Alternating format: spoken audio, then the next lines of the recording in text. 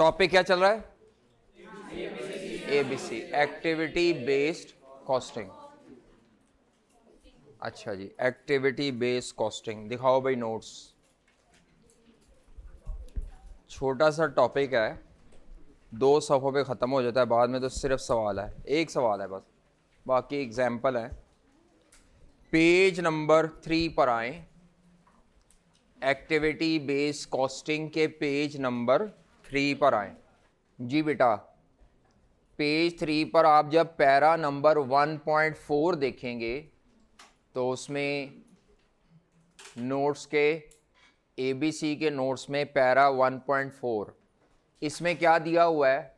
Different cost pools दिए हुए हैं और सामने उनकी बेसिस या ड्राइवर दिए हुए हैं। ठीक है, तो ये टेबल आपको याद करना है, लेकिन पहले थोड़ा सा डिस्कस कर लें, फिर याद रखना आसान हो जाता है। तो सबसे पहला जो एक्टिविटी पूल है उसका नाम है प्रोक्योरमेंट कॉस्ट। क्या है? प्रोक्योरमेंट कॉस्ट या परचेस ऑर्डरिंग कॉस्ट भी इसको कहते हैं। ये क्या होती है? आपके सप्लायर से रॉ मटेरियल बार बार मंगवाना है या रॉ मटेरियल के अलावा कुछ भी मंगवाना है, कोई पुर्जे मंगवाने हैं, कोई कंपोनेंट्स मंगवाने हैं, कोई लुब्रिकेंट्स मंगवाने हैं, तो सारी चीज़ें इदारे में जो ख़रीदी जाती हैं, चाहे फैक्ट्री है, चाहे सेल्स डिपार्टमेंट है, चाहे एडमिन है, पूरे इदारे में जब भी चीज़ें परचेज़ की जाएंगी तो वो थ्रू परचेज़ डिपार्टमेंट की जाएंगी। और ऐसा नहीं होता कि परचेज़ डिपार्टमेंट जो है वो खुद जाता है, बल्कि परचेज़ डिपार्टमेंट ने पहले से सप्लायर सेलेक्ट किए होते हैं। उन सप्लायर की प्रॉपर फाइल्स होती हैं जिनमें उनके नाम, ईमेल आईडी, मोबाइल नंबर और इससे हम क्या क्या चीज़ें ख़रीद सकते हैं या ख़रीदते हैं। और एक ही चीज़ के 2-2, 3-3 सप्लायर भी होते हैं कि नॉर्मल क्वालिटी की लेनी है तो ये है, हाई क्वालिटी की लेनी है आइटम तो ये सप्लायर है। ठीक है, सप्लायर को फिर आप क्या करते हैं, जब भी आपको चीज़ की ज़रूरत पड़ती है तो हमारा परचेज़ डिपार्टमेंट सप्लायर को रिटन फॉर्म में एक ऑर्डर प्लेस करता है जिसको पीओ कहते हैं या परचेज़ ऑर्डर कहते हैं। ये रिटन फॉर्म में होना, अब वो रिटन फॉर्म पहले तो हाथ से लिख के देते थे, फिर प्रिंटर से प्रिंट करके देने लग पड़े। आजकल वो ईमेल का दौर आ चुका है, तो आप एक फॉर्म होता है परचेज ऑर्डर फॉर्म, उसको फिल करते हैं और सप्लायर को क्या कर देते हैं, ईमेल कर देते हैं। सप्लायर उसके बदले जैसे ही उसको ईमेल मिलती है, जो जो चीज़ उसमें से अवेलेबल है वो कह देता है ठीक है, ये आपको विद इन नॉर्मल टाइम, उस नॉर्मल टाइम को बोलते हैं lead time, LEAD, lead time. 7 दिन में माल दे दूंगा, 3 दिन में दे दूंगा, 2 दिन में दे दूंगा, इसको क्या बोलते हैं? Lead time, LEAD। तो वो आपको 2-3 दिन में, बास चीज़ें वो कहेगा ये अभी शॉर्ट है, ये अभी नहीं मिल सकती, या ये नॉर्मल टाइम में नहीं मिलेंगी, थोड़ा सा लेट हो जाएंगी, वो हमें बता देता है। उसका फ़ायदा में क्या होता है? ठीक है, अगर उस सप्लायर से नहीं मिल रही तो फिर किसी और सप्लायर को ऑर्डर प्लेस कर देंगे। लेकिन कुछ हमारे होते हैं प्रेफर्ड सप्लायर और कुछ होते हैं ऑर्डिनरी सप्लायर जो सेकंड नंबर पे आते हैं। लेकिन ज़बानी गुलामी ऑर्डर नहीं देना, ये नहीं है उसको फ़ोन करके कहा ये भेज दो, ये भेज दो, ये भेज दो, बाद में वो 4 चीज़ें कहा, वो 3 उसने लिखी, एक वो भूल गया, बातों बातों में सलाम दुआ में रहेगी, और फिर बाद में आप उससे फ़ोन करके कहते हैं मैं तो 4 मंगवाइयां सन, वो कहता है पाए नहीं तुसी 3 कया सी। वो फ़ोन की कोई सिग्निफिकेंस ऑफिशियल वर्ल्ड में इतनी नहीं है। फ़ोन आप ये तो कर सकते हैं और क्या हाल चाल है, हम ये एक नई प्रोडक्ट ला रहे हैं, आप अगर लेना चाहते हैं तो इंटरेस्ट शो करें, बताएं, ये वो। फ़ोन सिर्फ इस हद तक है। लेकिन इस तरह की जो चीज़ें हैं कि आपने माल ऑर्डर करना है और माल ऑर्डर करके आए, जिसका सबूत होना चाहिए। सबूत 2-3 चीज़ों के लिए इस्तेमाल होगा। एक तो आपका और सप्लायर का जब डिस्प्यूट क्रिएट होगा तब इस्तेमाल होगा। कल को ऑडिट होना होता है इदारों में, ऑडिटर भी इसको यूज़ करता है। बल्कि आप जब ऑडिट का सब्जेक्ट पढ़ेंगे तो वहाँ आपको सवाल आएगा जिसमें वो बताएगा कि हमारा जो परचेज डिपार्टमेंट का क्लर्क है वो फ़ोन पे ऑर्डर करता है, तो आपसे पूछेगा बताओ आपके सिस्टम में खामी क्या है, तो आपसे कहेंगे पाए फ़ोन पे नहीं करीदा order. Proper PO form fill करें और फिल करके उसकी कॉपियाँ भी बनाएं, अपने पास भी रखें, सप्लायर को ओरिजिनल भेजा जाता है पीओ फॉर्म। समझ आ रही है बात आपको? ये सारी स्टोरी मैं क्यों बता रहा हूँ कि असल में परचेज डिपार्टमेंट ज़रूरत के मुताबिक बार बार सप्लायर को माल ऑर्डर करता है। जितनी दफ़ा माल आप ऑर्डर करेंगे, आपके ईमेल पे, प्रिंटर पे खर्चे आने जाने के भी, कई दफ़ा मीटिंग्स भी करनी पड़ जाती हैं, तो वो सारे खर्चे परचेज डिपार्टमेंट के होते हैं। उनको कहते हैं प्रोक्योरमेंट कॉस्ट या परचेज डिपार्टमेंट कॉस्ट। और उसकी बेस क्या रखी गई है? Number of purchase order. कि आपने पूरे साल में सप्लायर को कितनी दफ़ा ईमेल किया है या कॉल किया है। लेकिन कॉल भी अब ऐसी कॉल जो रिकॉर्डेड हो। अगर कॉल पे ही करना है तो कौन सी कॉल होनी चाहिए? रिकॉर्डेड, जिसका एविडेंस आपके पास भी हो, उसके पास भी हो। लेकिन वो रिकॉर्डेड कॉल ऑडिटर नहीं देखता। ऑडिटर कहता है कागज़ का टुकड़ा दो पान, कंपनी के लेटर हेड पे जिस पे नाम लिखा हो चीज़ों का, और नीचे परचेज मैनेजर के क्या हो, साइन शुदा कागज़ चलते हैं। ये नहीं है कि आप उठें, आपका दिल चाह रहा है यार कोई फैक्ट्री च जेडे ने साबन मुक चले ने तो चलो साबन ही मंगा लिए, कोई 2000 साबन पूरे साल दे, तो वो साबन आपने ऑर्डर कर दिए तो 5 सप्लायर ने 2 जगह क्या लो 3000 साबन ले लो।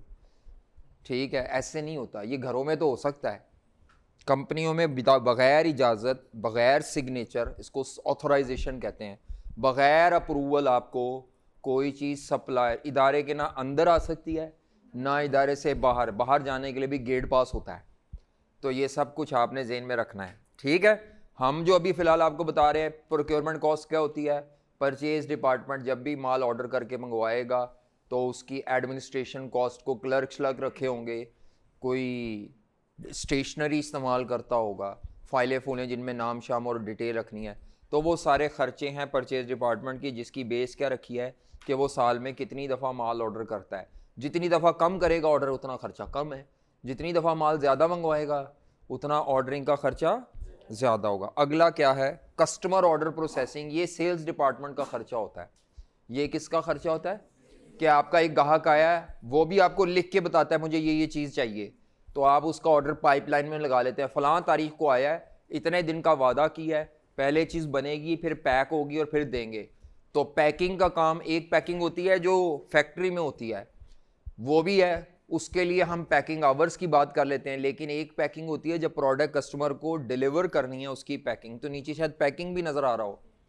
तो ये दोनों का ताल्लुक सेल डिपार्टमेंट के साथ है। वैसे पैकिंग फैक्ट्री में भी होती है, इसीलिए आपको पैकिंग की 2-3 बेसिस नज़र आ रही होंगी। तो यहाँ पे क्या नज़र आ रहा है जी? कस्टमर की ऑर्डर प्रोसेसिंग, या जिसका दूसरा नाम क्या है? Sale order handling. इसकी पहली बेस क्या है? आपका कस्टमर जब आपको ऑर्डर देता है, आप उस ऑर्डर को कितनी जल्दी क्यू में लगा के डिलीवर कर लेते हैं उस टाइम को। मतलब ऑर्डर आया, विद इन 20 मिनट्स हम हर ऑर्डर प्रोसेस करके पाइपलाइन में लगा के अगले दिन तक डिलीवर कर देते हैं।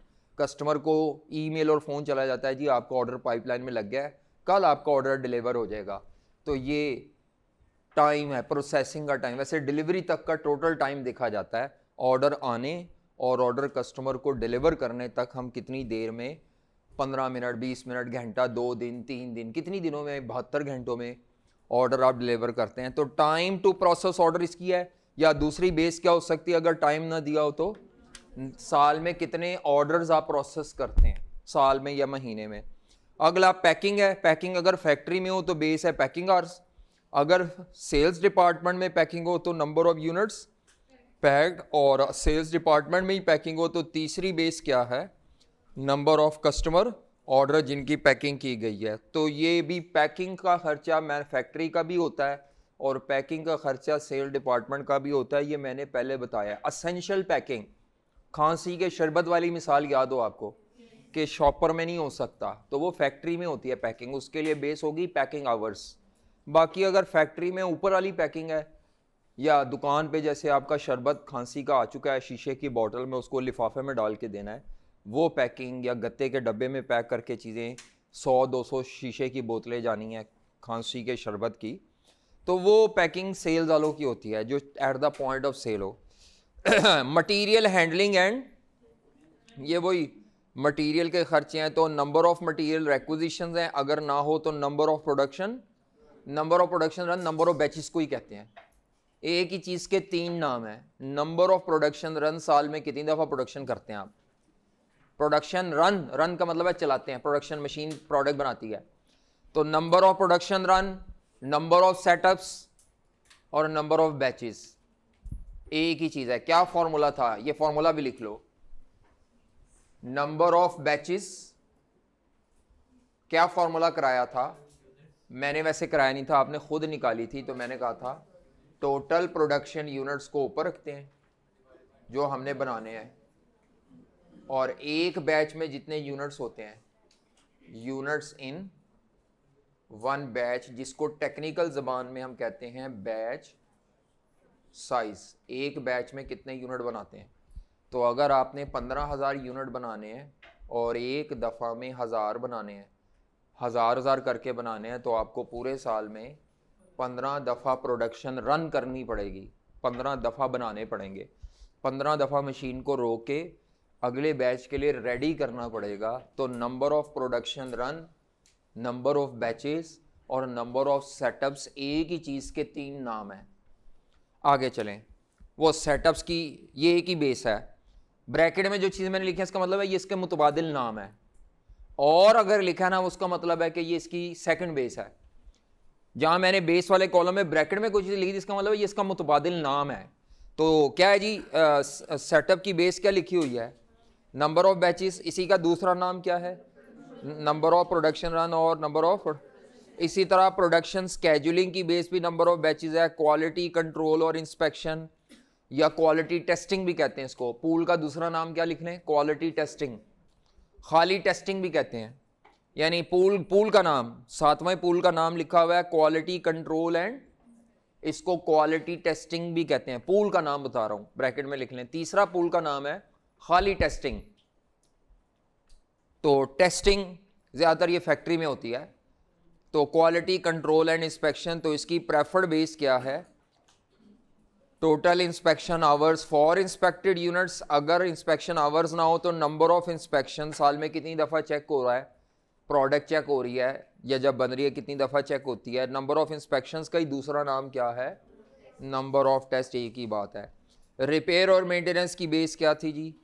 मेंटेनेंस आवर्स, और अगर मेंटेनेंस आवर्स ना हो तो और, स्लैश का मतलब भी और, ये दूसरी बेस है।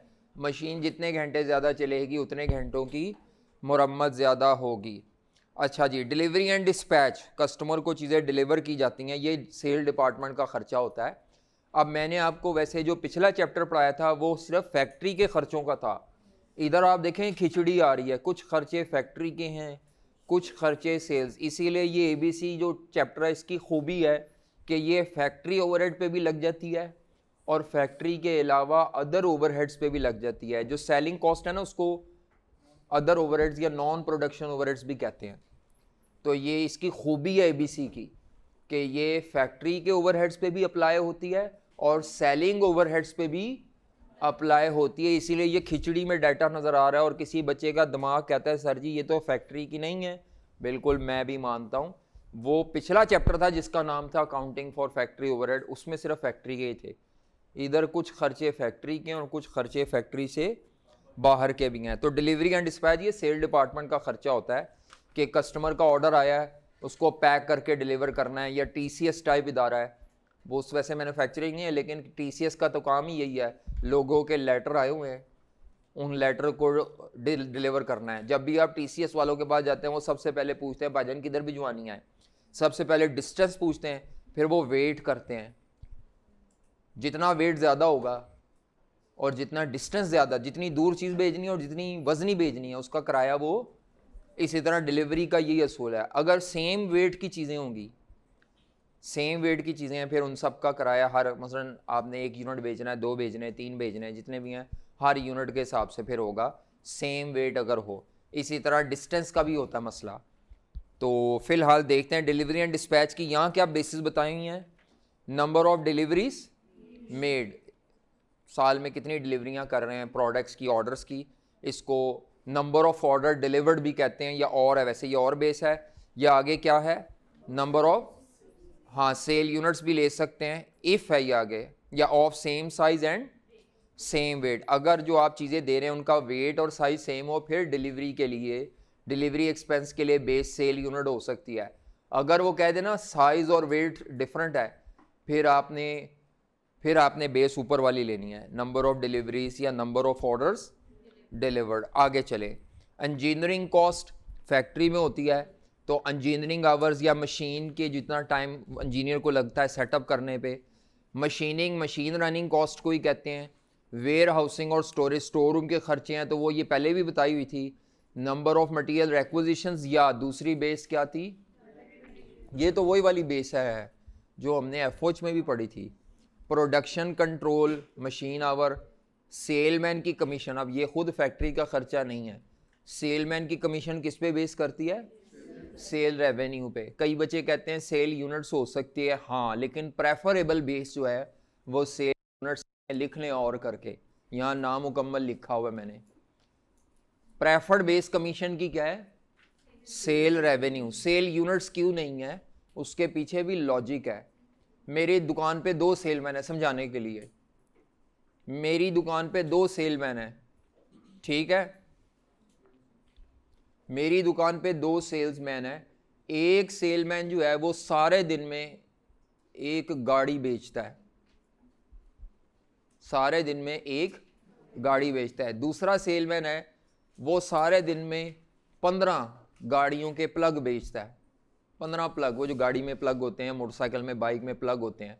अब एक ने 1 यूनिट बेचा है, दूसरे ने 15 यूनिट बेचे हैं। अब आपको कमीशन किसको ज़्यादा देनी चाहिए? अगर आप यूनिट बेस रखेंगे तो वो जो 15 प्लग वाला है ना, उसकी कमीशन आपको ज़्यादा देनी चाहिए, लेकिन असल में उसकी जो चीज़ की मालियत है वही कम है, उसकी कमीशन बेचारे की कम ही बननी है। वो भावें मेरा ख्याल है वो 5,000 या 50,000 जाके बेचेगा ना प्लग, तो शायद वो एक गाड़ी के बराबर मालियत की सेल कर पाए। क्या मेरी बात समझ आ रही है?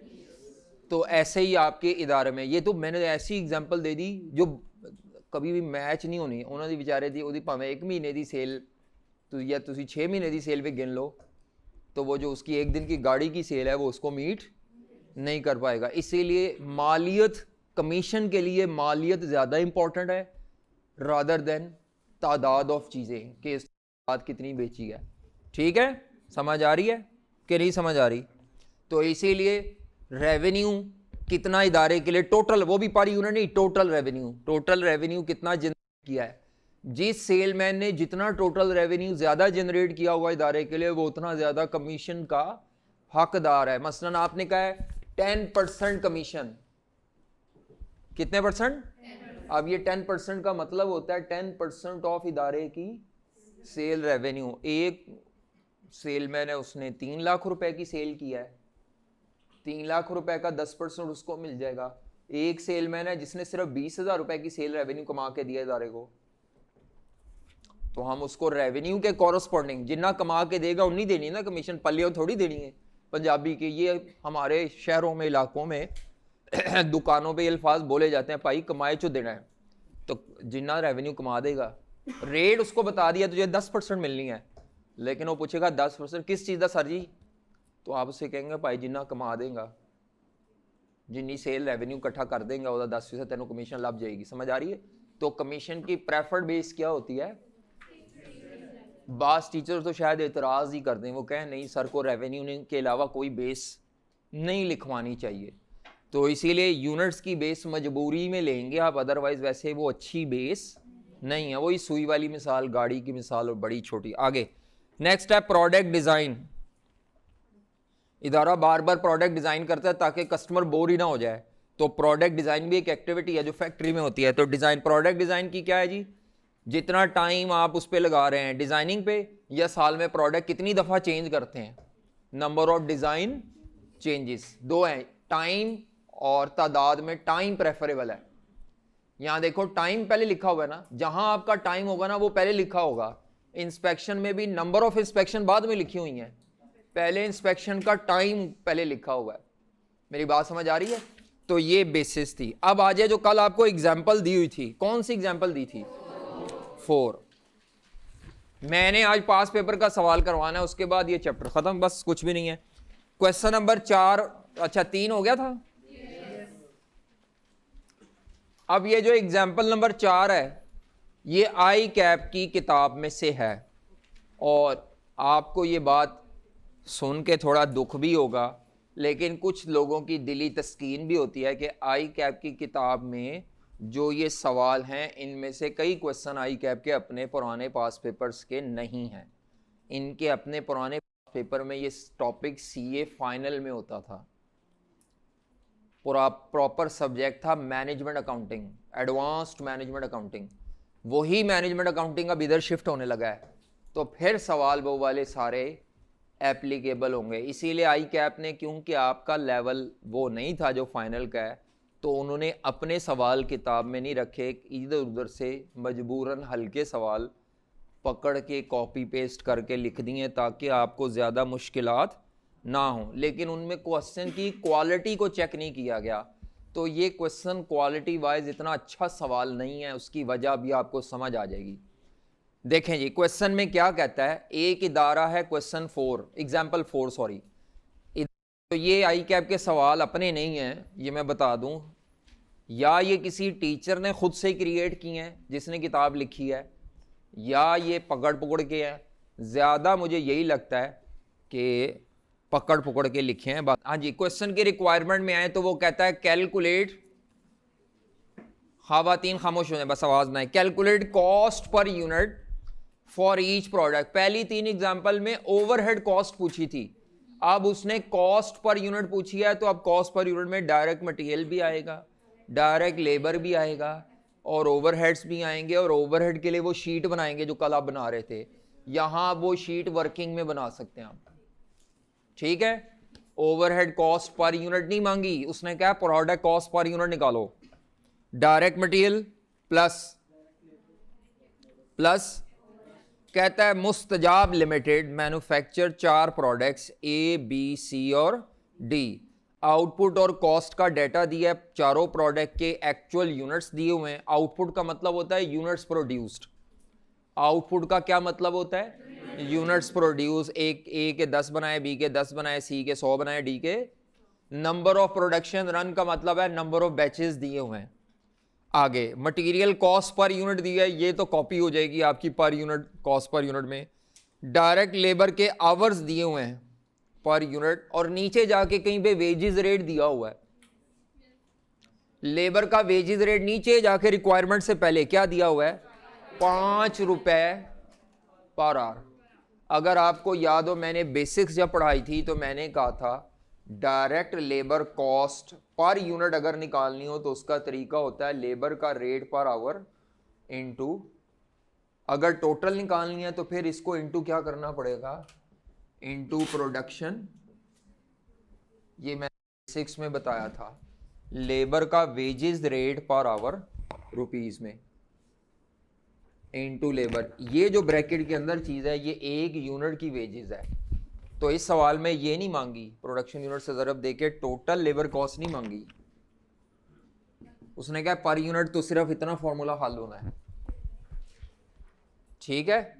डायरेक्ट मटेरियल कॉस्ट कॉपी होगी, डायरेक्ट लेबर कॉस्ट इस तरह निकलेगी, मेरा ख्याल है कितनी आती है, 5 रुपए पर यूनिट इंटू 10 घंटे, एक ही 50 रुपए आएगी शायद, निकालो जरा चेक करो, 5 रुपए दिया हुआ नीचे, 5 रुपए इंटू 10 घंटे, 5 रुपए इंटू 30 घंटे, ऐसे ही है, 5 रुपए इंटू, अच्छा फिर वो ये 10 रिपीट हो रहा है।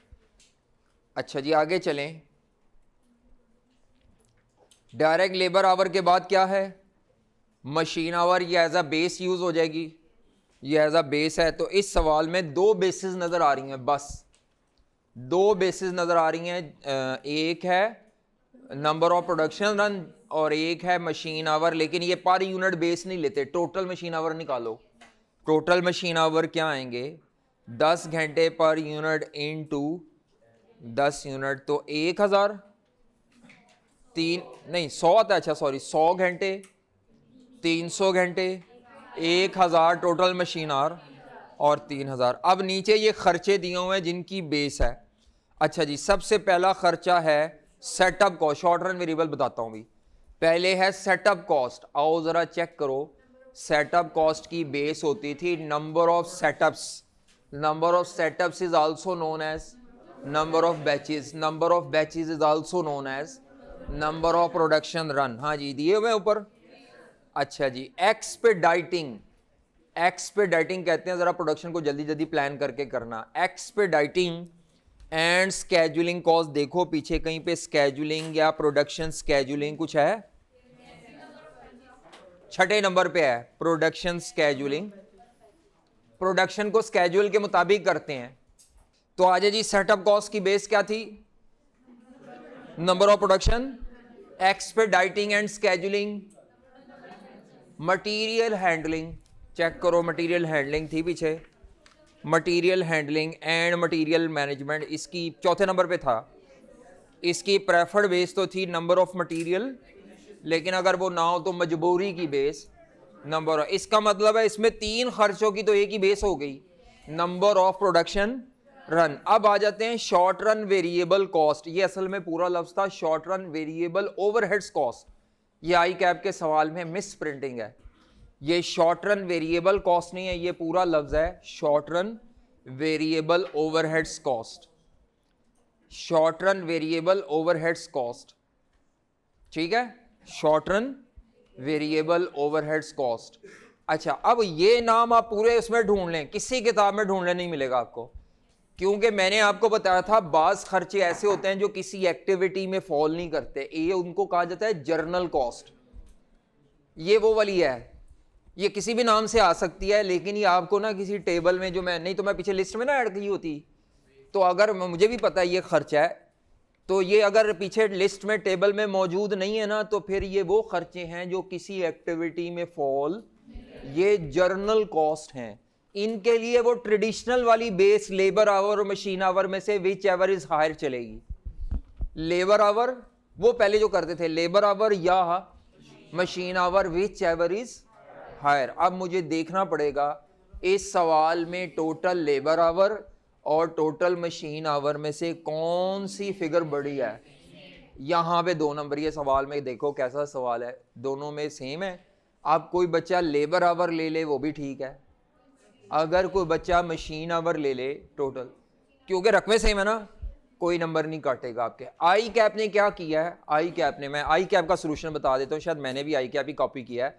आई कैप ने कहा है क्योंकि लेबर आवर लेबर कॉस्ट में यूज हो गए हैं तो एक ही बेस बची है जो कहीं यूज नहीं हुई, तो बच्चा मशीन आवर की बेस ले ले। वैसे इस सवाल में अगर आप लेबर आवर भी ले लेते हैं ना तो ठीक है। हाँ, अगर लेबर आवर ज्यादा होते मशीन आवर कम होते तो मैंने कौन सी बेस लेनी थी, क्योंकि ये वो खर्चे हैं जर्नल जो एबीसी में कहीं पर किसी हेडिंग में वो कवर नहीं हो रहे, किसी एक्टिविटी में नहीं आ रहे ना, तभी तो पिछले पेज पे नहीं दिए हुए, नहीं तो खपते ना, मैं भी आपके साथ खपता रहूंगा। तो ये आई कैप ने इसको एक्सप्लेन नहीं किया, वो हम टीचर्स को समझ आ जाता है कि ये क्यों मशीन आवर लिए हुए हैं। कई बच्चे कहते हैं सर जी बताया तो कुछ है नहीं, आपको कैसे पता लगा?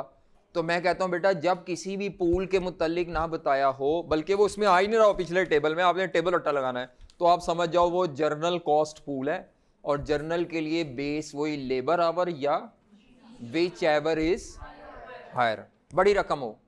इस सवाल में लेबर आवर टोटल कितने आते हैं बताना जरा, टोटल लेबर आवर कितने आते हैं जवान? 40 लेबर आवर टोटल 4400 है, और मशीन आवर 4400 टोटल। टोटल कैसे आए? ऐसे भी कई हजरात हैं जो ऐसे टोटल करते हैं 10 घंटे 30 10 और 30, इसको जमा करके मुझे कहते हैं टोटल।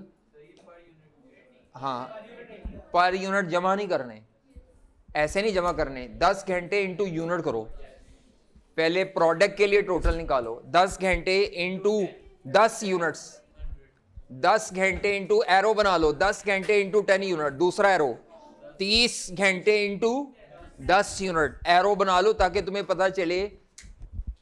जमा कभी भी ऐसे नहीं करते, ये वो गलतियां जो टेस्टों में मुझे पता होती हैं करेंगे, अभी भी करेंगे लोग, मुझे पता है। जब मैं बता रहा होता हूं तो लापरवाही, फेसबुक ने, सोशल मीडिया ने आपकी कंसंट्रेशन को बहुत गिरा दिया है। आप सुन रहे होते हैं लेकिन दिमागी तौर पे वो आपके दिमाग में नहीं जा रहा होता, वो बस इधर लग के गुजर गया, इधर लगा को अंदर गया, लेकिन पूरी तरह से नहीं गया, यहाँ तक पहुँचना चाहिए। वो आपका मसला नहीं है, वो ट्रेनिंग हो गई हुई है हमारी भी, मैं भी ऐसे कई गलतियाँ कर जाता हूँ। तो 10 आवर्स पर यूनिट है, ये जमा ना कर देना, ये जमा ना कर देना। आपने इस 10 को इंटू यूनिट्स करना है, फिर उसके बाद 30 को इंटू 10, वो फिर उनको टोटल कितने आते हैं 4400। ठीक है, समझ आती है बेटा? अच्छा, और कोई मसला इसमें? हाँ जी, मशीन भी टोटल और लेबर भी सेम है। आ जाओ जी क्वेश्चन 1 पे आओ। क्वेश्चन 1 पास पेपर का, ये देखें, ये सवाल करना है, देखो इनके साथ। नहीं, मैं करवाऊंगा जी, बताएं।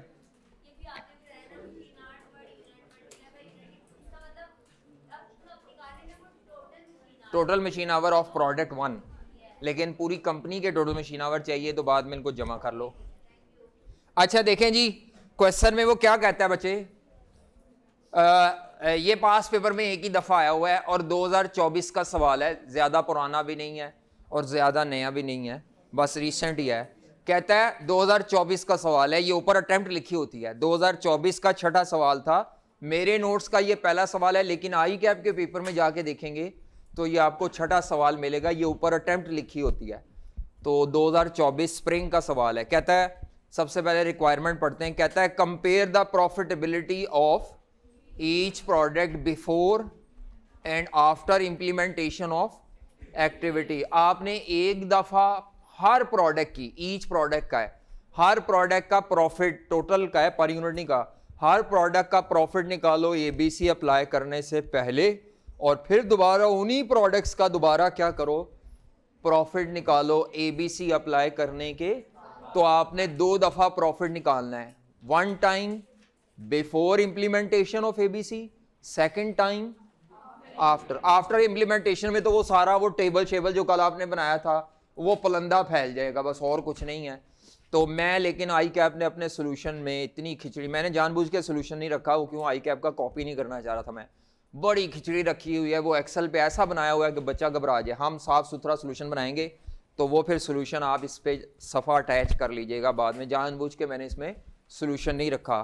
कहता है जी शाहिद पाकिस्तान लिमिटेड, शाहिद पाकिस्तान लिमिटेड, चाहे करना हो तो इसी पे कर लीजिएगा आप, आंसर मर्जी है। शाहिद, सवाल देखो पढ़े प्लीज।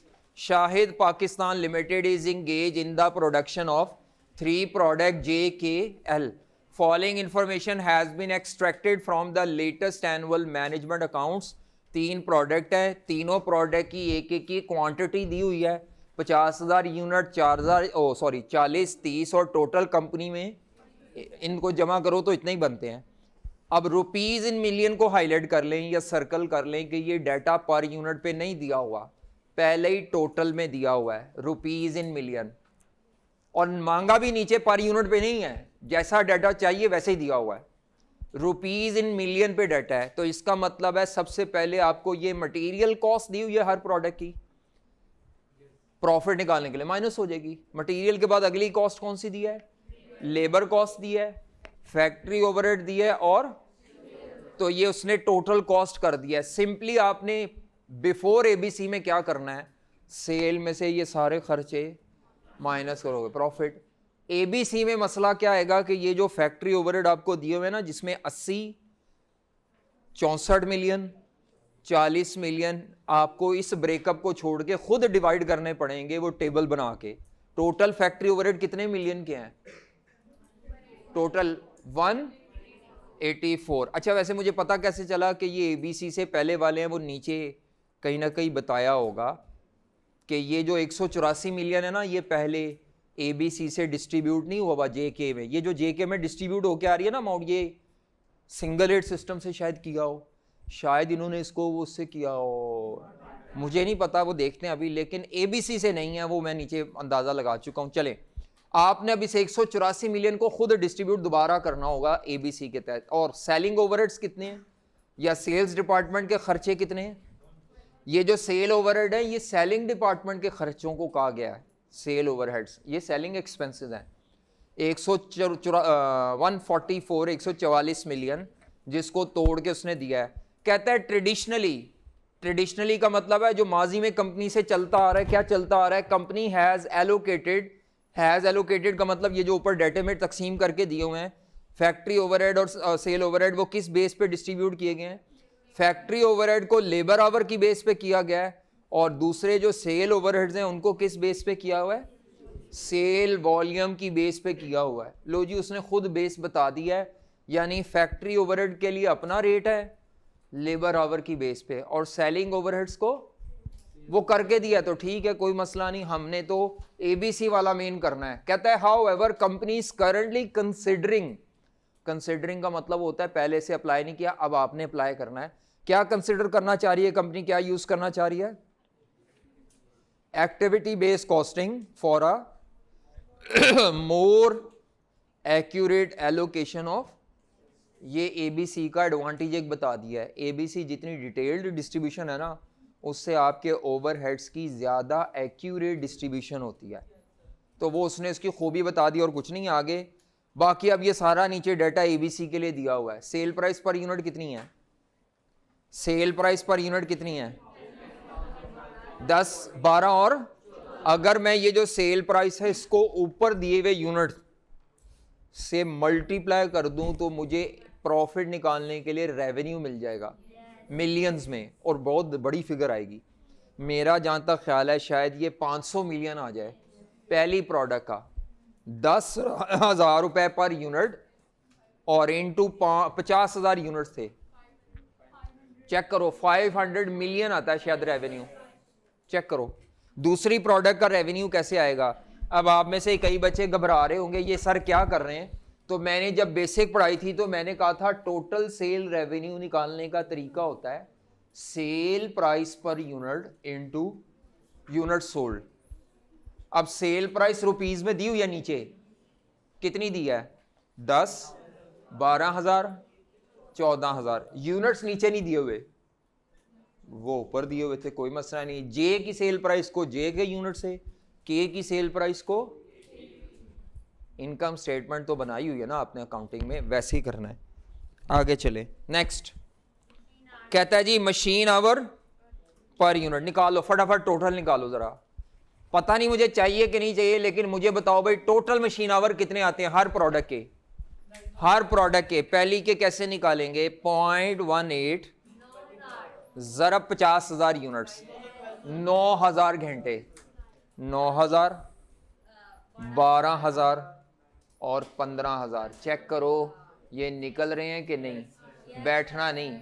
आपके पास सवाल नहीं है भाईजान, तो फिर करो मेरा बेटा, शाबाश। 9,000 कैसे आया, 0.18 इंटू 50,000 यूनिट्स, फिर 0.30 घंटे इंटू 40,000। ये क्या निकल रहे हैं, ये निकल रहे हैं total machine hour of each product. अभी कंपनी के नहीं आए, एक एक प्रोडक्ट के आ रहे हैं टोटल। कंपनी के निकालने होंगे ना, तो ये जो जवाब आए हैं इन सबको ऐड अप, वो कंपनी के टोटल मशीन आवर आ जाएंगे। 0.18 इंटू 50,000, 0.30 इंटू 40,000 और 0.50 इंटू नहीं 12 नहीं करना बेटा, हाँ 12 जवाब आता है। अच्छा बैच साइज दिया हुआ है जी, बैच साइज दिया, निकालो नंबर ऑफ बैचेस, ये फॉर्मूला है। बस बस करने दो बाकियों को बेटा, आपने सारा तो जवाब आपने अकेली नहीं ना बताना, कुछ बच्चों को साथ में लाना है। तो नंबर ऑफ बैचेस निकालो, तो 50,000 यूनिट्स डिवाइडेड बाय 2500, कितने बैच हैं, 20 number of batches. 50,000 divided by एक दफ़ा में 2500 यूनिट्स। बैच साइज का मतलब क्या होता है, हम एक दफ़ा में 2500 बनाएंगे फैक्ट्री में, अगली 1000 यूनिट बनाएंगे तो मेरा ख्याल है 40 बैच है, और अगले में 20 बैच। आगे average amount of sales order. अच्छा अब ये कई बच्चों को बात समझ नहीं आती, ये क्या, असल में आपको जब एक ग्राहक आता है ना, जब भी कोई एक ग्राहक आता है तो वो आपको ऑर्डर देता है, उसकी जितनी चीज़ें ऑर्डर शॉर्डर की मिलाओ तो तकरीबन हर कस्टमर आपको 5 मिलियन रुपीस की सेल जनरेट करके देता है। यानी एवरेजली हर कस्टमर के ऑर्डर से, एवरेजली का मतलब होता है कभी कभार थोड़ी कम ज़्यादा भी हो सकती है, लेकिन मैथमेटिकली हमने उसको एवरेज करके कहा, हमारा जब भी एक कस्टमर आके हमें ऑर्डर देता है ना, तो वो हमसे तकरीबन प्रोडक्ट जे के 5 मिलियन रुपीस का रेवेन्यू जनरेट करके जाता है। यानी वो चीज़ें 5 मिलियन की खरीद के चला जाता है, वो तो खरीद के चला गया, हमारे लिए वो क्या है, 5 मिलियन का रेवेन्यू है। अब ये क्यों दिया हुआ है, असल में हमारा टोटल सेल रेवेन्यू प्रोडक्ट जे का था 500 मिलियन रुपए। कितने मिलियन का, ये कैसे निकला था 500 मिलियन, वो यहां आपने निकाला था 10,000 रुपए इनटू, ये बात बच्चों को पेपर में समझ नहीं आई थी, सर इसका क्या मतलब है। इसका मतलब है आपका एक ग्राहक आता है, वो चीज़ें लेता है, आपको पैसे दे के जाता है, तो एक ग्राहक जो आता है ऑर्डर लेने, चीज़ें लेने के लिए, वो तकरीबन आपको जो पैसे दे के जाता है ना, जो जिससे आप रेवेन्यू कमाते हैं, कितने मिलियन कमाते हैं, प्रोडक्ट जे के हर ग्राहक से हर ऑर्डर पर 5 मिलियन रुपए कमाते हैं, टोटल 500 मिलियन कमाते हैं। इसका मतलब अगर पूरे साल में ऑर्डर कितने आए होंगे, अगर मैं आपसे कहूं एक ऑर्डर पर टोटल इसका रेवेन्यू है 500 मिलियन और एक ग्राहक से हमें 5 मिलियन आता है, इसका मतलब है पहला ग्राहक आया 500 मिलियन इसमें से कवर हो गया, दूसरा ग्राहक आया 5 मिलियन, तीसरा ग्राहक आया, तो कितने ऑर्डर मिले होंगे कि ये 5 मिलियन कर ओके, हमने कितने ऑर्डर वसूल किए होंगे। तो इससे नंबर ऑफ सेल ऑर्डर निकलने हैं। क्या निकलने हैं, नंबर ऑफ ऑर्डर प्रोड्यूस नहीं है, नंबर ऑफ सेल ऑर्डर। क्यों पता नहीं, जरूरत है कि नहीं, लेकिन इससे नंबर ऑफ सेल ऑर्डर निकल आएंगे। ये बात समझ आई है। 500 मिलियन जैसे ये नहीं था, ये था total production divide by batch size, ये है टोटल सेल रेवेन्यू। यूनिट क्यों नहीं रखे ऊपर, क्योंकि ये वाली अमाउंट रुपयों में है, ये भी अमाउंट रुपयों में है। एक गाहक से 5 मिलियन आ रहा है या एक ऑर्डर से 5 मिलियन आ रहा है, तो कितने नंबर ऑफ ऑर्डर होंगे जिनसे टोटल हमने 500 मिलियन जनरेट किया होगा, तो वो डिवाइड करके देख लो जी, बताओ जरा कितने। दूसरी प्रोडक्ट में टोटल रेवेन्यू था हमारा दूसरी प्रोडक्ट का 480 मिलियन रुपए था शायद, मुझे नहीं पता, अब आप चेक कर ले, मैं तो गेस कर रहा हूं क्योंकि वो मैंने मैथ ज़बानी कलामी किया कैलकुलेटर ही। 480 मिलियन का टोटल रेवेन्यू है प्रोडक्ट 2 से, और एक कस्टमर से जो रेवेन्यू कमाते हैं हम 6 मिलियन, तो मेरा ख्याल है 80 ऑर्डर्स के थ्रू आपने पूरा वो 480 मिलियन का रेवेन्यू जनरेट किया होगा। 80 सेल्स ऑर्डर, 80 आ रहे हैं कि नहीं। तीसरा, ये थोड़ा उसने काम ट्विस्ट कर दिया है, बाकी कोई इतना मसला नहीं है। चलें नीचे, अब आपको ओवरहेड्स का ब्रेकअप दिया हुआ है और बेसिस आपने खुद सेलेक्ट करनी है। हाँ जी, फैक्ट्री ओवरहेड्स में जी, फैक्ट्री ओवरहेड में पहला एक्सपेंस क्या है, रिपेयर एंड मेंटेनेंस ऑफ, तो इसके लिए बेस तो वैसे मेंटेनेंस के घंटे होनी चाहिए, ना हो तो बेस रहेगी टोटल मशीन आवर।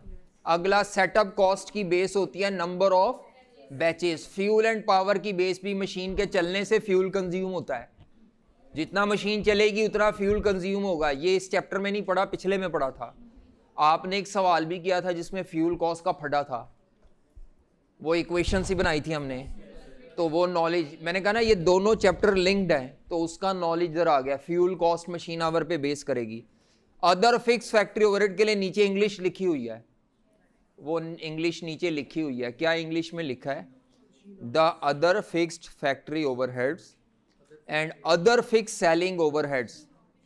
वो कहता है इसको किस बेस पे करना है, मशीन आवर्स की बेस पे। तो लिख लो इनके साथ, यानी ये खुद से उसने बताई है, अब मैं नहीं सेलेक्ट करूंगा। इन दोनों की बेस मशीन आवर बता दी। तो सेलिंग ओवरहेड्स की बेस क्या है, सेलिंग ओवरहेड्स में सबसे पहले सेल्स ऑर्डरिंग डिपार्टमेंट का खर्चा, सेल्स ऑर्डरिंग डिपार्टमेंट का या ऑर्डरिंग का खर्चा। तो ऑर्डरिंग का खर्चा जब भी देखोगे तो आपको ज़रा पीछे जाके शायद मिल जाए इसकी ऑर्डरिंग की कोई, सेल ऑर्डरिंग की कोई बेस पता चल जाए, तो नंबर ऑफ सेल्स ऑर्डर होगी इसकी बेस, जहाँ तक मुझे गेस कर रहा हूँ, नंबर ऑफ सेल्स ऑर्डर, क्योंकि सेल ऑर्डरिंग का खर्चा है ना, और number of sale order question में निकल भी सकते हैं। इसके बाद डिलीवरी एक्सपेंस का खर्चा, अगर यूनिट्स का साइज और वेट सेम हो, डिलीवरी एक्सपेंस का ये पीछे बताया था क्या होता है जी, जाके वहां से चेक कर लो। हाँ जी, डिलीवरी एंड डिस्पैच का खर्चा 9वें नंबर पे था पीछे, या तो नंबर ऑफ डिलीवरीज दी हो या नंबर ऑफ ऑर्डर डिलीवर्ड हो। नंबर ऑफ ऑर्डर डिलीवर्ड, ये नहीं कहा पता नहीं कितने डिलीवर हुए कितने। सेम साइज हो तो फिर क्या है, number of sale unit. Same size ना हो तो ऊपर वाली बेसिस। आगे कमीशन की, कमीशन की, सेल्स और other fixed overhead, other fix, ये तो खुद बता दिया था, सारा कुछ खुद बता गया है। चलो मेरे साथ सॉल्व करो, 10 मिनट का काम है। नंबर ऑफ सेल्स ऑर्डर या नंबर ऑफ कस्टमर ऑर्डर भी जिसको कहते हैं, ऑर्डरिंग डिपार्टमेंट का काम है ना, ग्राहक का ऑर्डर आया उसको प्रोसेस करना है। परचेज ऑर्डर नहीं है, सेल्स ग्राहक का ऑर्डर है, तो इसमें ऑर्डर्स ने, चलो भाई आ जाओ करो मेरे साथ सॉल्व, शाबाश। जो लोगों को समझ आ गया है खुद करें, लिखें, पहले हेडिंग दें, product wise profit before ABC. तो प्रोडक्ट वाइज प्रॉफिट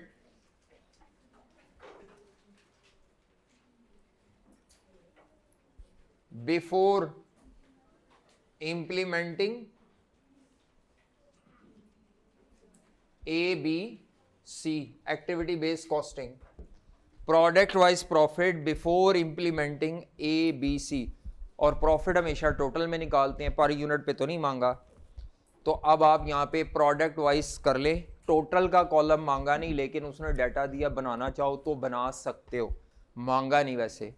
तो आप छोटी सी एक रफ सी इनकम स्टेटमेंट टाइप बना ले, तीनों प्रोडक्ट की सेल, तो प्रोडक्ट के नाम क्या है, J, K और L, सारी रुपीज इन मिलियन है, और ये टोटल हाँ जी ठीक है जी। लिखें सबसे पहले सेल्स रेवेन्यू, सेल्स रेवेन्यू एक लाइन छोड़ दें ताकि कैलकुलेशन शो करके यहाँ रकमें लिखेंगे। सेल्स रेवेन्यू के नीचे एक लाइन छोड़ दें, माइनस सारी कॉस्ट।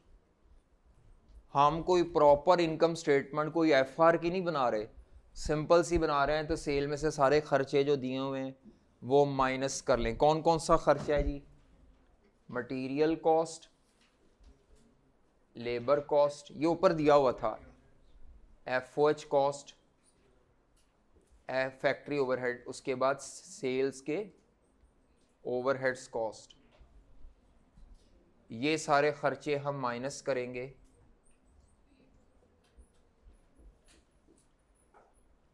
तो ये तो हमारा, मुझे जहाँ तक लगता है इसके शायद 1 से 2 नंबर हों सिर्फ, इसमें आपने सारा डाटा सिर्फ कॉपी करना है, इसमें कोई आपकी अपनी अकल का इस्तेमाल नहीं है। ये डाटा पहले कॉपी करें, ये तो मौजूद है। मटेरियल कितने मिलियन है, 100, 50 मिलियन, 80, 60, 290 मिलियन, 200 मिलियन, 40, अगला 64, 48 मिलियन, टोटल हो गया 352 मिलियन। इसके बाद next 250 million,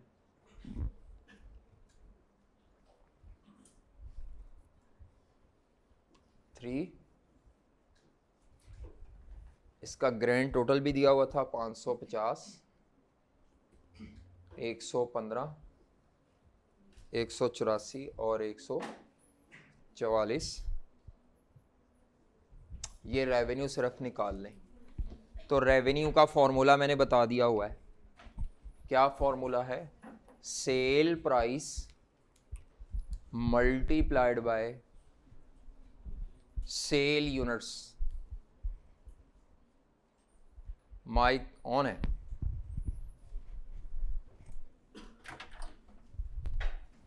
sale price multiplied by क्या है, तो मैंने वो जो एक लाइन छोड़ी थी उसमें शो कर दूंगा।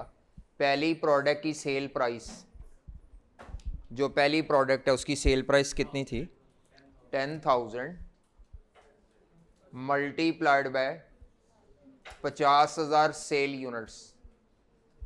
सारों की नहीं शो करना जरूरी, एक शो कर दें, 2 कर दें।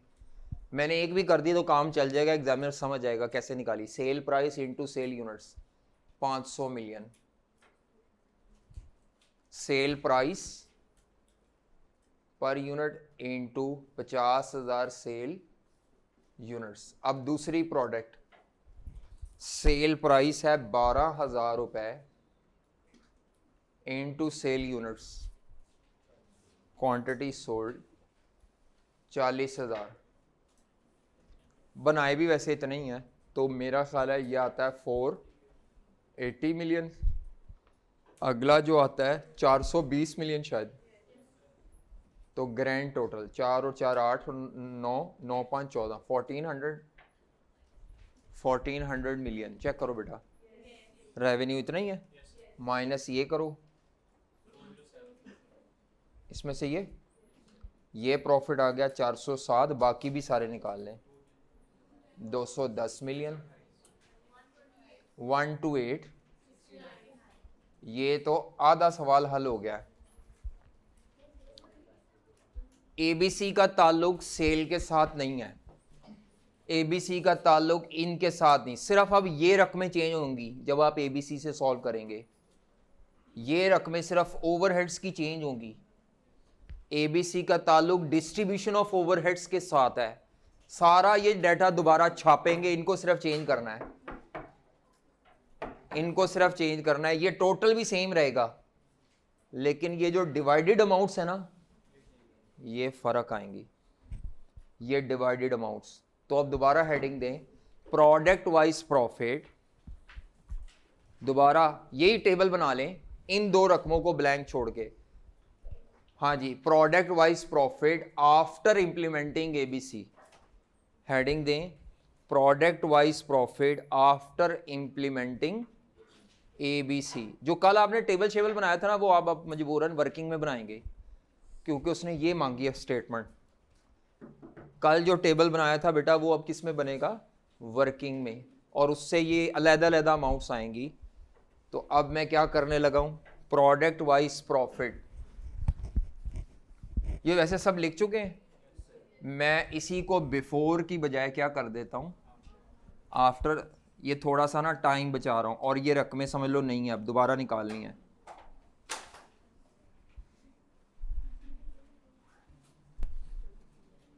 आफ्टर इंप्लीमेंटिंग में ये रकमें नहीं है, इनको तो दोबारा डिस्ट्रीब्यूट करके निकालना है इन सबको। ऊपर वाली सेम आएंगी, ये 184 भी टोटल सेम आएगा, इसकी डिस्ट्रीब्यूशन हमें अब एबीसी से करनी है। 993 भी ये नहीं होगा, बल्कि वो 993 सेम होगा, ये सेम होगा, ये भी 400 कितना था, ये भी सेम होगा। हाँ, ये प्रोडक्ट वाइज फर्क आएंगे। ये सवाल बड़ा अच्छा इस लिहाज से है कि वो आपको बता ये रहा है कि असल में जब आप एबीसी लगाते हैं ना, तो ओवरऑल एंटिटी लेवल पे कुछ नहीं होता, लेकिन जब उसकी प्रोडक्ट निकलेगी तो वो डिफरेंट निकलेगी, क्योंकि ओवरहेड्स का मकसद यह डिस्ट्रीब्यूशन ऑफ ओवरहेड्स, डिस्ट्रीब्यूशन। तो आपकी ये डिस्ट्रीब्यूशन दोबारा होगी। तो वो जो कल वाली शीट थी उसकी वर्किंग करें, वर्किंग 1। जो वो कॉस्ट पूल वाली शीट थी, करें उसकी वर्किंग। हाँ जी, कॉस्ट पूल वाली शीट पहले सिर्फ फैक्ट्री ओवरहेड की करें, ये 184 मिलियन की, इसकी तकसीम करेंगे जी। इसका ब्रेकअप दिया हुआ था, कितने कॉस्ट पूल थे, क्या कॉस्ट ड्राइवर थे। तो लिखें जी, कॉस्ट पूल और कॉस्ट ड्राइवर्स। जी पहला, जी बेटा पहला कॉस्ट पूल क्या नाम था फैक्ट्री ओवरहेड्स में, रिपेयर एंड मेंटेनेंस। तो लिखें जी repair and maintenance.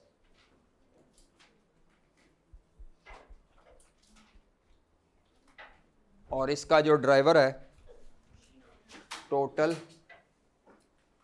Machine hours. आगे चले, नेक्स्ट अगला एक्सपेंस फैक्ट्री के ओवरहेड्स में, सेटअप कॉस्ट।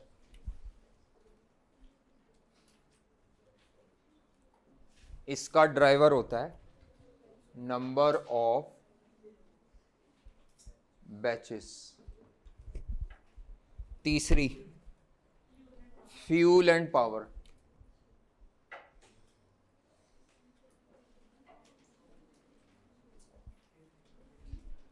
जी इसकी बेस है टोटल मशीन आवर्स। और आखिरी फैक्ट्री ओवरहेड की कॉस्ट है अदर फिक्स्ड फैक्ट्री ओवरहेड। जी बड़ा लिख दें, इससे ज्यादा बड़ा नहीं लिख सकते बेटा। और बड़ा कैसे लिखें, बस इतना ही लिख सकते हैं। अदर फिक्स्ड फैक्ट्री, नोट से छापा लगा लो, ये सारा इधर से छापा लगाना जरूरी नहीं है कि नोट्स खोलो। अदर फिक्स्ड फैक्ट्री ओवरहेड, इसकी बेस बताई हुई थी अदर फिक्स्ड फैक्ट्री ओवरहेड की, मशीन आवर्स। इससे ज्यादा बड़ा क्या लिखें बेटा अब, टोटल मशीन आवर। ले जी, ये चार मैंने लिख दिए हैं, आप पे डिस्ट्रीब्यूट करो। चलो शाबाश, ये कल किया आपने, लेकिन पहले फैक्ट्री के चारों करे, बाद में सेल का टेबल अलहदा बनाएंगे, सेलिंग खर्चों का। ये टेबल 2 दफा बनना है अब, फैक्ट्री के लिए अलहदा और सेलिंग ओवरहेड्स के लिए अलहदा। तो इस टेबल के आगे कॉलम क्या होता था, एक्टिविटी बेस्ड OAR, ये निकाले एक्टिविटी बेस्ड OAR।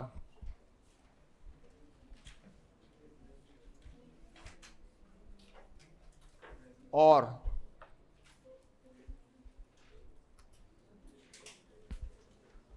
इससे आगे 2 कॉलम बनाएंगे, FH एब्जॉर्ब्ड, 2 सब कॉलम है, एक बल्कि 2 थे, 3 सॉरी 3 है, J K और L। चलो करो, ये टेबल बनाओ, मुकम्मल करो, शाबाश। जो कर ले वो चेक करा दे। पहले फैक्ट्री के खर्चे, मैं बैठा हूं वेट कर रहा हूं जी। अच्छा भाई, ओ जवानों देख लो, आप लोगों में से कई स्टूडेंट अभी परेशान हो रहे हैं, तो रिपेयर कुछ ने कर लिया है, जो कर लिया ठीक है, वो जा सकते हैं, पाबंदी कोई नहीं है, हाजिरी लग चुकी है।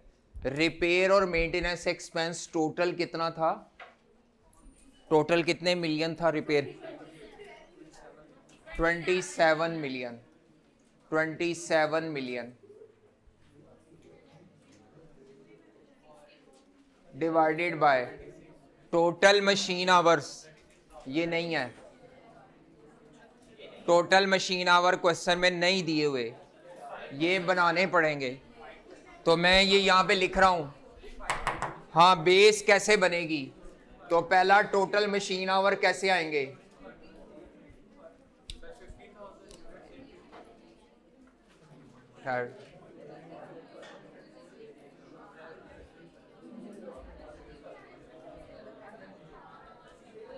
हाँ जी, बस खामोशी से करते रहो भाई, बाकी जिनको नहीं समझ आ रहा वो देख लें। टोटल मशीन आवर नहीं दिए हुए, उसने हमें क्वेश्चन में मशीन आवर पर यूनिट दिए हुए हैं। मशीन आवर पर यूनिट है 0.8, 0.1 यूनिट के हैं, तो इनटू 50,000 यूनिट्स, 1 यूनिट के 0.18 है इंटू 50,000, तो ये बनेंगे 9,000 मशीन आवर्स। आगे 0.18 के बाद 0.301 यूनिट के मशीन आवर है, 40,000 यूनिट से ज़रब दें 12,000 मशीन आवर्स। 0.501 यूनिट के मशीन आवर हैं, 0.50, 30,000 यूनिट्स के बनेंगे 15, तो इसका ग्रैंड टोटल बनेगा 36,000 मशीन आवर्स, जो यहां पे नीचे बॉटम पर आएगा। फ्यूल में भी मशीन आवर है, 99 मिलियन डिवाइडेड बाय 36,000, इसमें भी मशीन आवर है 20, 34 मिलियन।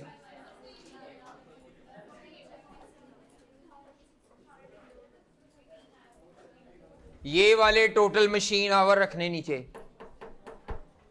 तो आपके पास ये 3 रेट्स आ जाएंगे। हाँ जी, 3 रेट्स, ये कैलकुलेटर देना बेटा जरा। 36 ऊपर 27 मिलियन है।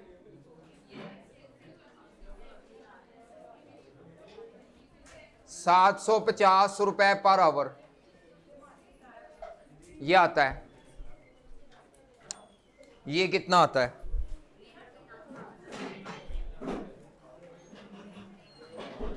27 पर मशीन आवर। अगला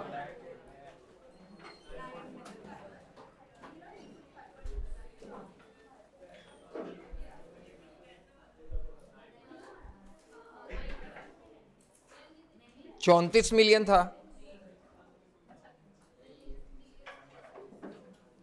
944.44 ये बस भाई लड़की शोर ना करो। तो ये रेट्स थे, चेक कर लो। मशीन आवर्स आपने निकाल लिए। ये वाला नंबर ऑफ बैचेस, तो कितनी कॉस्ट थी? 24 मिलियन। नंबर ऑफ बैचेस नहीं दिए तो वो कैसे निकालते हैं? नंबर ऑफ बैचेस का फॉर्मूला होता है, ये इधर आके नीचे वर्किंग करेंगे। Number of batches working 1.2, working 1 के अंदर वर्किंग 1.1 थी। नंबर ऑफ बैचेस कैसे निकालने हैं? बस बैठ जाओ, अभी नहीं जाना और ना जाए। चलो बस अब जाओ, जल्दी जाओ। नंबर ऑफ बैचेस का फॉर्मूला बस आखिरी था ये जवान, अब नहीं जाना। नंबर ऑफ बैचेस का फॉर्मूला होता है जितनी टोटल प्रोडक्शन की है, total production units divided by batch size. ये फॉर्मूला लिखें, total production units divided by batch size. तो एक पहले जे की निकालेंगे। जे की टोटल प्रोडक्शन यूनिट्स थे 50,000 और बैच साइज था 2500 यूनिट्स। एक बैच साइज होता है एक बैच में एक दफा 2500 यूनिट्स बनाना है, तो 20 बैचेस आ जाएंगे। ऐसे ही प्रोडक्ट के निकालें। प्रोडक्ट के 40,000 units divided by 1,000 units in one batch, 40 batches. तीसरी प्रोडक्ट एल प्रोडक्ट, उसके टोटल कितने थे? 30,000 यूनिट्स डिवाइडेड बाय 1500। 1500 है ना? तो 20 बैचेस जमा करके ग्रैंड टोटल ये 80 नीचे आना है इधर, 80 बैचेस। ये जो टोटल नीचे आ रहा है ना, ये वाला टोटल 20 जमा 40 जमा 20, कंपनी के टोटल बैचेस 80 बैचेस। अब आप इसको डिवाइड करोगे, 24 मिलियन डिवाइड बाय 3 लाख पर बैच। ये फैक्ट्री के खर्चे हो गए सारे, लेकिन अभी रेट निकला है। ये क्या निकला है? रेट। और रेट के लिए जहां बेस नहीं थी वो बेस बना ली। अब आ जाओ सेलिंग ओवरहेड्स, इसी के नीचे कर लेते हैं। सेलिंग ओवरहेड्स में पहला खर्चा क्या दिया हुआ है?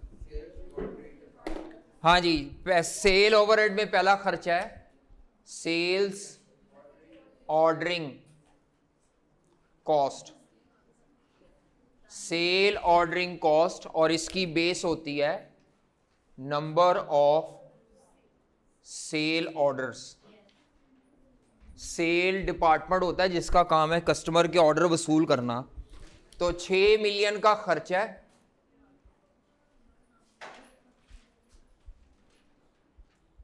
Number of sale order question में नहीं दिए हुए, number of sale order question में नहीं दिए, तो वो आपको इधर आके दोबारा नंबर ऑफ सेल ऑर्डर की वर्किंग करनी पड़ेगी। नंबर ऑफ सेल्स ऑर्डर, मैं इसकी जगह कर रहा हूं मशीन आवर की जगह, या चलो इधर ही कर लेते हैं। Number of sales order